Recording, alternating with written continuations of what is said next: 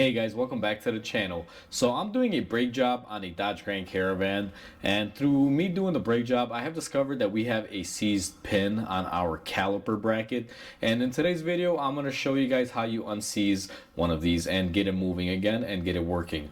So before we go ahead and begin, guys, if you guys haven't subscribed to the channel, hit the subscribe button down below. Definitely smash that like button because it'll help the channel out. And with that said, let's go ahead and get started on today's repairs.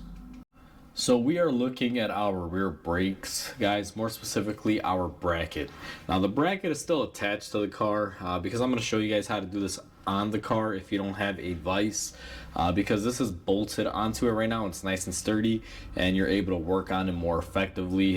If you're going to be taking this off, make sure you got a vise or something to bench it up on, because we may have to use heat on this, and when it's nice and sturdy it's a lot easier to work with.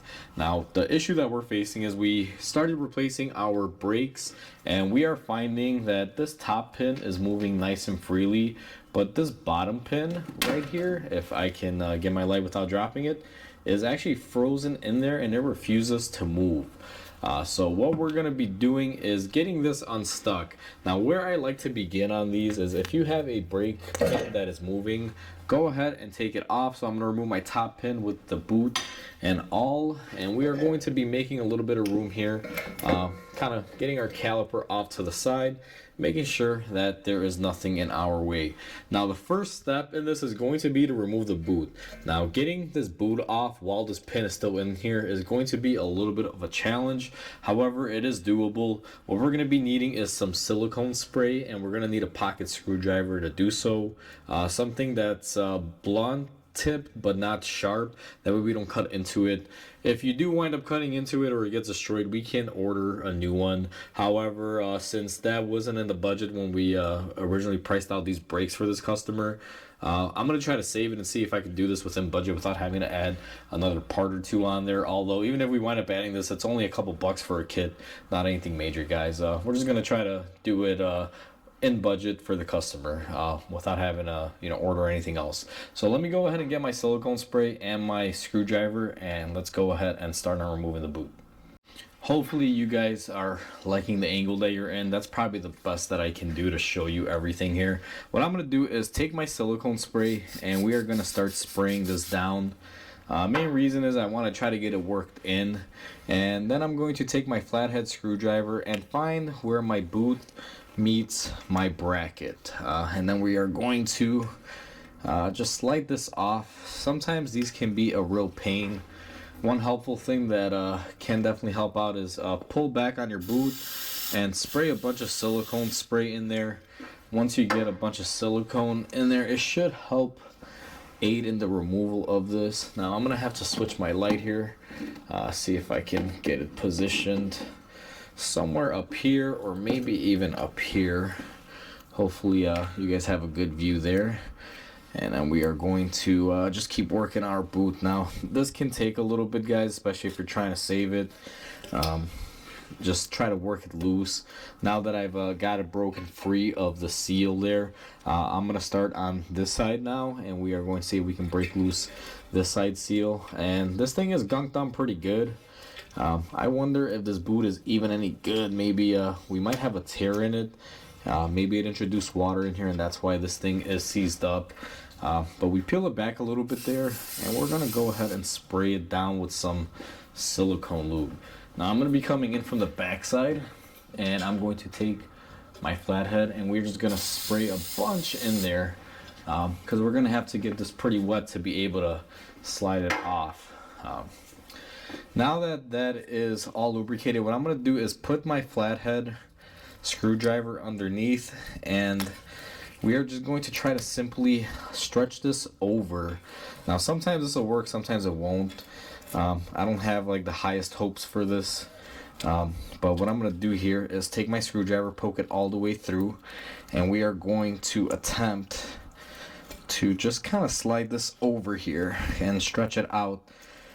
If your boot is torn and you use this method, what will wind up happening is you're just going to wind up tearing your whole boot.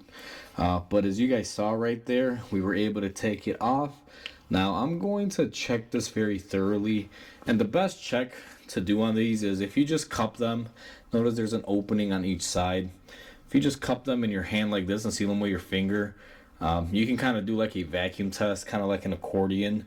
Now, this one is actually holding pressure, guys, so this boot is still usable. You can see it kind of balloons up there. Let me open it up fully, and you can see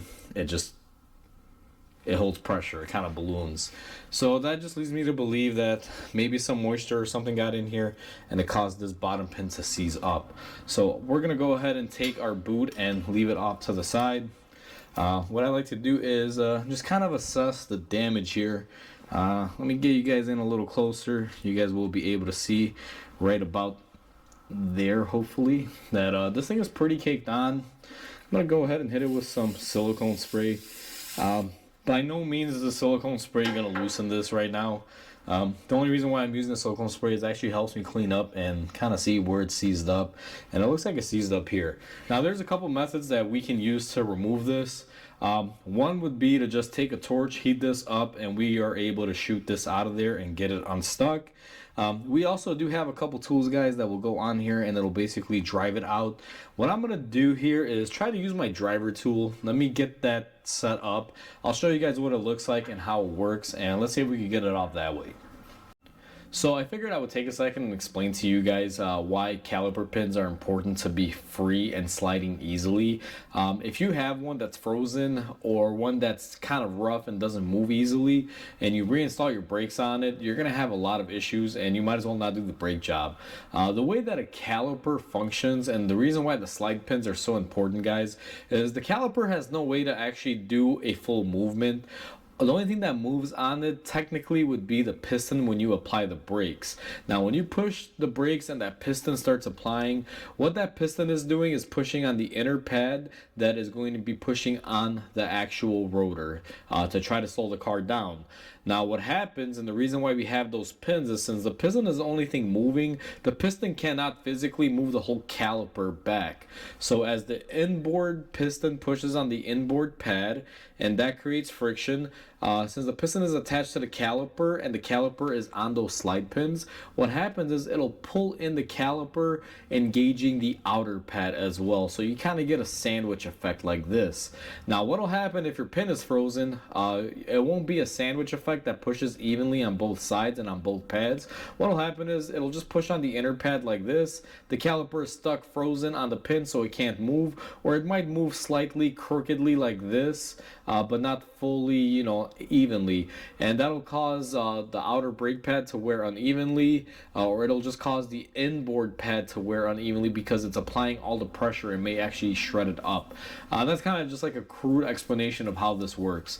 So always service these slide pins, guys. I know I didn't really explain the importance of them earlier. That's why I took a second to just show you this example. Now it's a very crude example. I'm just using my hand as a caliper because technically it's like a C-clamp, but that's just how it works. You want to have those caliper slides moving easily and freely, because when pressure is applied inward, it basically causes everything to come together and applies even pressure on both sides, on both pads, and that'll cause your brakes to work correctly.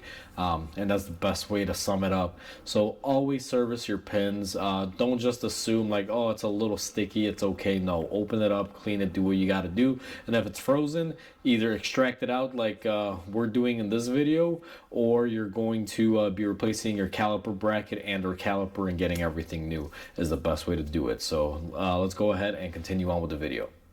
So just to show you guys the tool that we're going to be using now, this is one of two that I have.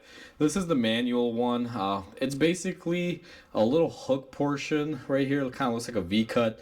You would put this on that pin and then you would use your hammer to drive it off. Now I've used this before and it does work. However, I do have another one that does attach to an air hammer, and it's a little bit more convenient and it works a lot better. So I'm actually going to be using that one. I just wanted to show you guys that they do make a manual one for those of you doing it at home. You would basically put this on the pin and just drive this with a hammer, and hopefully it would unseize it. So let me go ahead and put that off to the side, and let me grab the one that we're going to be using. So if you guys will notice, same exact design, except this one attaches to my air hammer. I'm going to go ahead and get the camera set up right where you guys were before. I do want to mention that it is going to be a little loud, and we're going to see if we could drive this pin out using this method. So I have my camera set up there, guys. Hopefully you guys get a good view. And I tried pushing it back as much as I could. Let me just make sure again that you guys can see clearly what's going on, and it looks like you can. So we are going to take our tool and we are going to be pushing it over our pin. Now you will see how this will pretty much feel up on here and, you know, get stuck, because the pin head will actually hold it in. And then what we're going to do is start out with a couple easy blasts here. Don't go crazy just hitting it with the air hammer like nuts. Give it a couple quick jolts.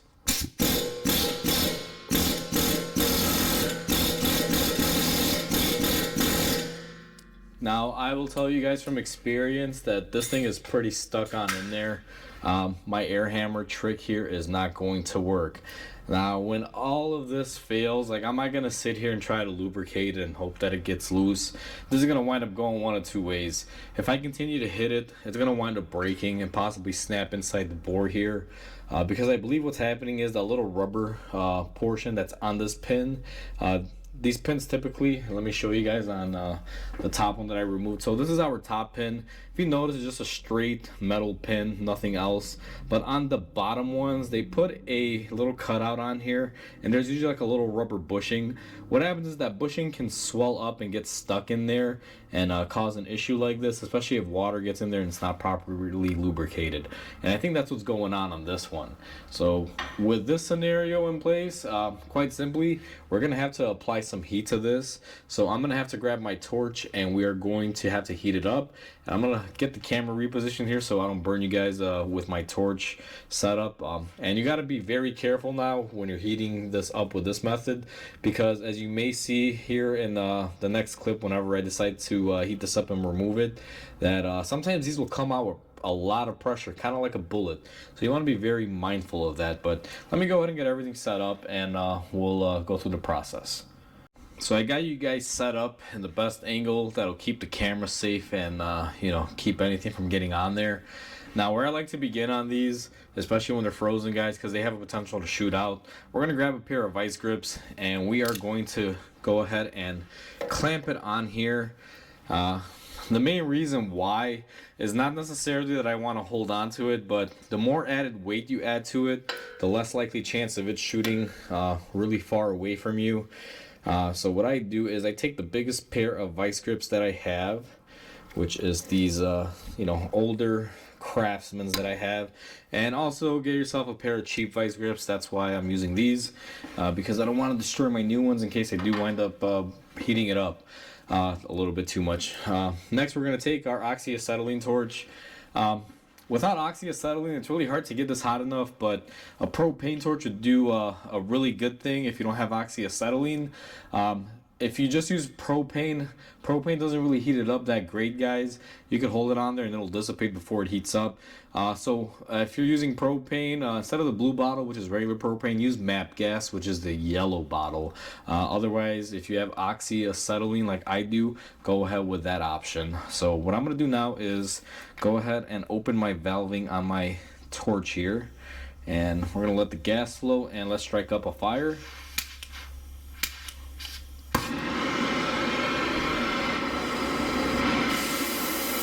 So I'm going to go ahead and dial in my torch here, and we're going to heat up, and I should have explained this, we're going to heat up the base right here.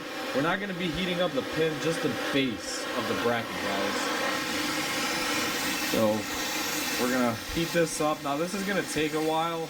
I'm just going to keep filming, and you know, you guys will see the whole process, because I don't want to cut out and edit anything on this. I'll show you what it really takes.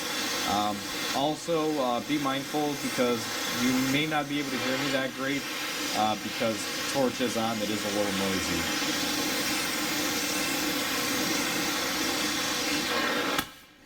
Alright guys, so we clearly have heated this up, and you can see it's sort of on fire. That tells us that our pin is ready to go. So what I like to do here now is come in here and try to wiggle it off, see if we can get any wiggle motion.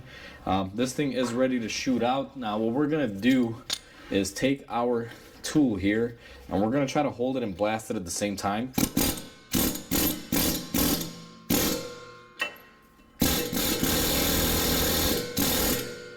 Alright Alright, so she's still seasoned in here. She still needs a little more. Typically, I would just heat this up cherry red and let it blow out, but I'm not trying to do that for this video. I'm trying to show you guys how to do it, safely. There's a lot of ways to do a lot of things, guys, and it's just this one you could do either way. But anyway, like I mentioned earlier, if you guys couldn't hear me because I forgot to say it before I turned on the torch, you're only going to be heating up the base of the bracket, which is this portion. You're not looking to actually heat up the pin itself. Let me go ahead and light up my torch here again, and we're gonna do this again.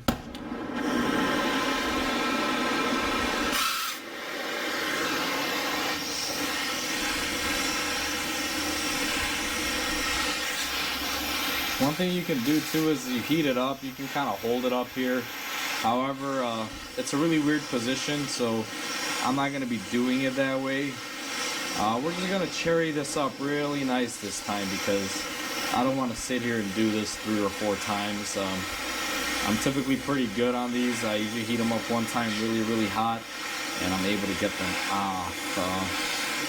You will get a little bit of a fire here, especially from that pin. If there's any grease or anything inside of that bore, it will burn off.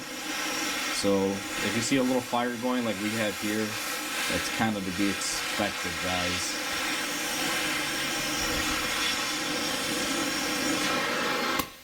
So we've gotten this pretty hot. I anticipate this should come off right about now. And you can see it is very wiggly. So we're going to take our air hammer and we're going to shoot it off, see if it comes off.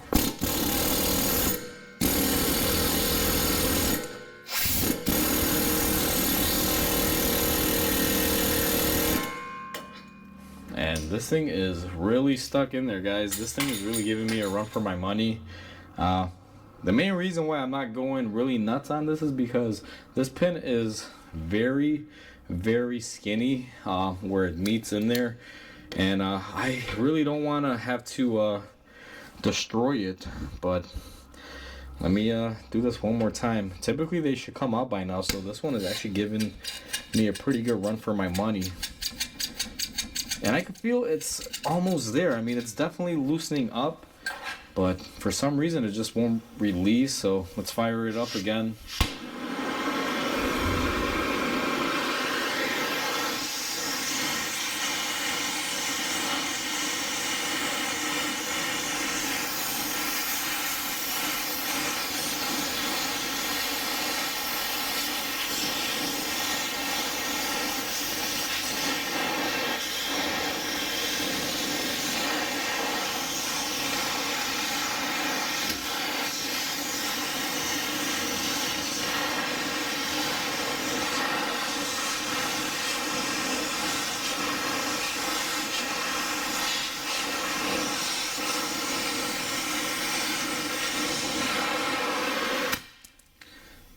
Now this thing is definitely wiggling a lot. It should be coming out of here.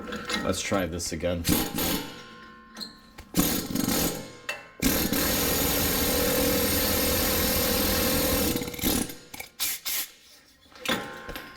And just like that, we were able to get it off. Yeah, it fell on the floor. I already had pre-wetted my little floor area here because I knew where it was probably gonna go.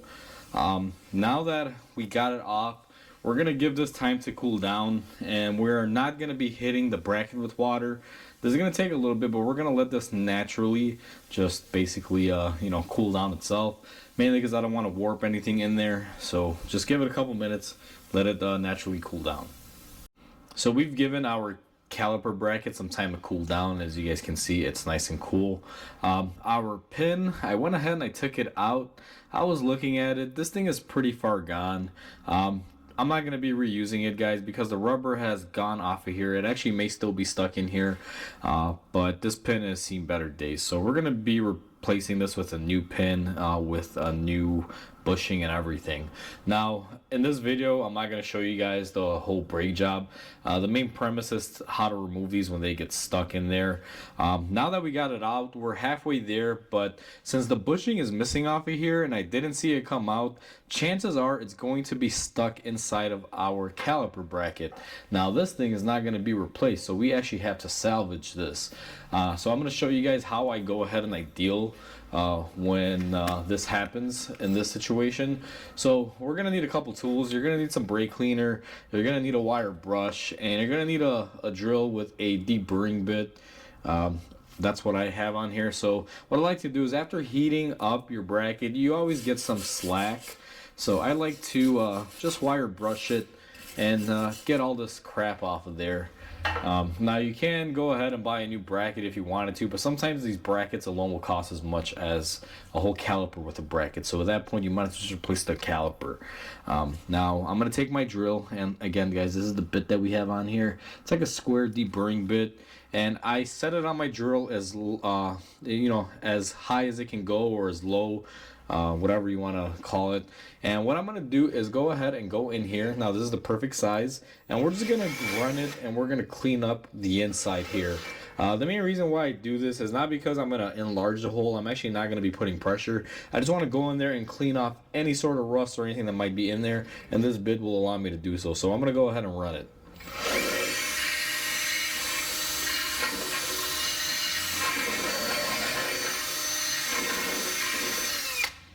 So we went ahead and we run it, and you gotta run it for a long time guys, but you can see my bit did get dirty, so we were able to successfully pull some things off. What I'm gonna do is run it one more time and kind of go in an angular motion.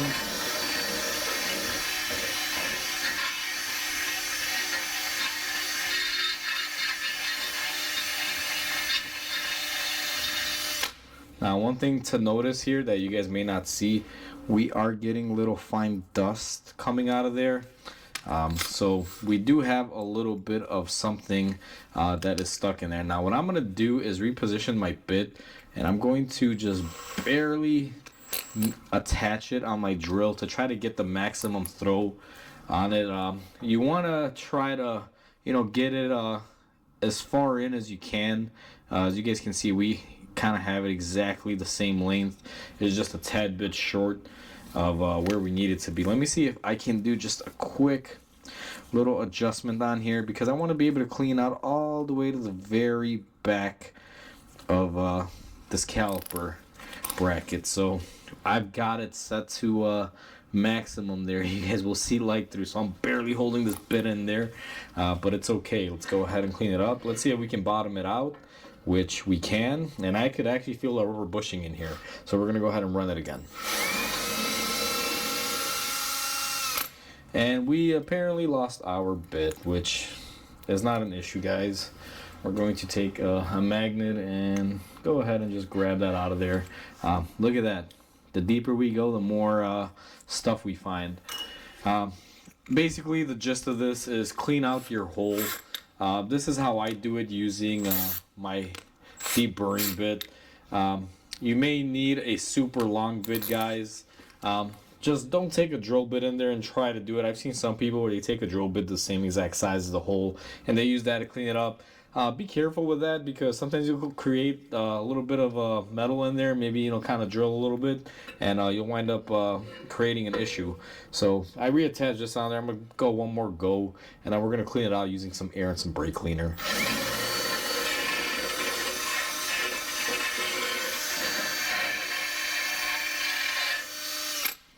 And we're losing our bit, but we got quite a bit of it in here, so we're gonna go ahead and take out our deburring bit in our drill, and we are going to take some brake cleaner. We are going to spray it in here very well, and if you guys notice, that comes out very dark. That's basically the bushing. When we heated it up, we burned it off. So we're gonna be very generous here with the brake cleaner. We're gonna push out all that gunk, and what I like to do after we push out all the gunk is go ahead and take your air wand, if you have one, and blow it out. Now that I've gone ahead and I blew it out, we should have a clean bore. What I also like to do, just to verify, is we're going to take our light here. Now this is going to be kind of dim, and I'm going to physically come in here and take a look. And we are nice and clean. We got a nice and clean bore. There's no more material left in there. There's no scratches or anything. So we have completed our job. The main purpose was to save this bracket. Like I said, these brackets can be kind of expensive. The pins we can replace. They're about, $5 to $10. They come in a kit, so we'll be replacing the upper and the lower, and I believe it also comes with the new boots, so we're gonna go ahead and do that as well. However, I will show you, if you do plan on reusing your old pin, how to go ahead and salvage this guy. Now I'm not going to be using this just for video purposes. I'm going to take you guys over to the bench and I'll show you how I clean these off if you were to reuse it. We are looking at our bench grinder, and if for whatever reason, let's say this pin wasn't as severe as ours is and you're gonna reuse it, you're gonna want to clean this surface off somehow. Now if you don't have a bench grinder like I do, you can use some sort of wire brush or a wire brush attachment on the drill and try to clean these up, but I find these wire brush attachments on these bench grinders work really well. We're gonna go ahead and turn it on. Now this could be a little loud. Let me see if I can adjust this down to low speed, simply because we're not really going to be cleaning this up for reusing it. We're just going to show you as an example. Now where I like to begin is grab the head and be very careful. Clean up the base right up top where it would normally get stuck. Take your time, be very careful guys. Make sure you have proper equipment when doing this, because if you're not careful using this machine, you can easily snag it. So right there, we cleaned up the neck area, and then what we're gonna do for this portion here is just simply run it through our wire brush like so. Now one thing I do want to mention is that I am wearing gloves when I'm doing this. These are not the appropriate gloves to be wearing from a safety aspect, because if this rubber gets snagged on one of the bristles, it will try to pull my glove off or my hand in there. Ask me how I know, guys. It has happened before. So this video is not really a safety video. It's just showing you how to get something done. We're all adults, so you can choose how safe you want to be. I'm not going to sit there and push safety on you. Now, if you look at our pin, we cleaned off these surface areas, and the reason why we're going to be replacing it, notice all that pitting on there, it's not smooth. And that's why we're not going to reuse it, because simply we don't want to, have any of these pits on there. But now that you got the edge and most of the shaft here cleaned up, it's time to clean the bottom end here, the little cutout for our rubber bushing. And we're going to follow the same exact steps. Just get in there and clean it off. Use some moderate pressure. Make sure you also clean up the flat side of this, and you just want to vary it. What I typically do, and I'll show you in high speed here, it's going to be a little loud.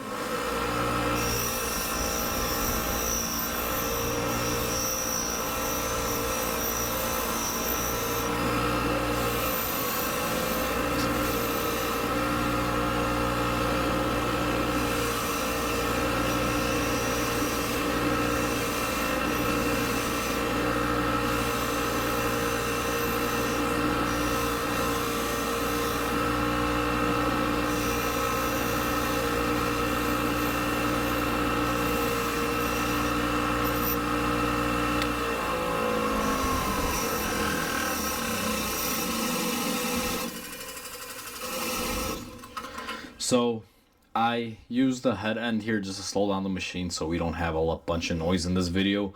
But you will see that is a cleaned up pin. Now I'm going to turn on the camera lighting here, and you guys will see there is a bunch of pitting on this. This should be smooth. That's why we're not going to be reusing this. We're going to get a new one. But if yours didn't suffer this fate and you were planning on reusing it, or even if it looks like this and you say, heck, I'm going to go ahead and reuse it, all you would have to do is get the rubber bushing to place it on here, and go ahead and put it on your pin, lubricate this, and then go ahead and assemble your brakes. However, we need to order one of these. I don't have one currently right now, because I thought this may have been reusable and I would just have to order the bushing, but as it turns out, we're gonna need one. So where this one's gonna go, we're just gonna follow me right here, and so long. We're not gonna be needing you. This is just an example on how to clean it off, guys. Now, one thing I did want to show you guys, and we have a new boot coming as well. I'm just going to reuse this old boot just for making the video while I wait for my new parts to come. Once you get your new boot and pin and everything, all you have to do is basically take this and push it on here. Now, my lighting is in my way, but you would just come in here. And actually, do I got the right end here? Let's see. Actually, these are both the same, but what you're gonna want to do is just take it and you push it over a lip that is on this bracket, and you just want to kind of maneuver it around here. Now, this old one is kind of wacky, but that's how you put it on right there, and then you would just take your pin and slide it in. When you get your new pin, like I said, now this is the older top pin. It should be nice and smooth like this one, and then you're gonna have rubber bushing that goes on there as well for the bottom one, and the top one will look exactly like this. We are also going to be replacing the top one because the pins come in a set of 2, so we're not going to be needing that either. But it's just that simple, guys. This is how you can save your bracket and just wind up replacing the pin to be able to reuse your caliper bracket without having to buy a caliper or anything. Now, I'm going to throw this one away, or maybe just save it for a rainy day in case I need one of these on one of these that has a torn boot. I always like to save little things like that. But in this scenario, we're going to get all the new parts. Our bracket is saved. We cleaned out all of our shrapnel in there. It's nice and clean and shiny. So we are ready to go. That's how you remove a seized brake pin while the caliper bracket is on the car, using 2 of the methods. Now, we had to use both of our methods in order for this one to work. We had to use our impact method, and we had to use our heating method, but we were able to get it off successfully. So that's how you extract a brake caliper pin that is seized in a caliper bracket, guys. In this method, we had to go a little bit, all the way to the limit with the heat to get it off. This one was seized on there pretty bad. Typically, if they're seized on a little bit, you could get away with the hitting it method using that tool that we showed you. But this one had to require some heat. Unfortunately for us, we do need a new pin and everything, which is fine. We went ahead and we got that on order. We're just waiting for the parts store to make the delivery. You can also reuse your old pin, even if it looks like the one that we have, guys. It's really up to you. We're all adults here, so choose whatever works for you, but I do recommend replacing them. It'll save you a lot of headaches later on, and it'll also give you more longevity in your brake system if it's working correctly. So hopefully you guys found this video interesting. Hopefully this video helps you out. Again, you can apply this to any vehicle, guys, not just the specific Dodge Caravan. This is just the example car that we have in here with this issue, but any caliper that uses the pin style like this and this caliper design, you can do this too. So it's very quick, simple, and easy. So please comment, like, and subscribe, guys. It definitely helps the channel grow. Hope you guys have a wonderful day, and I'll catch you guys on the next video.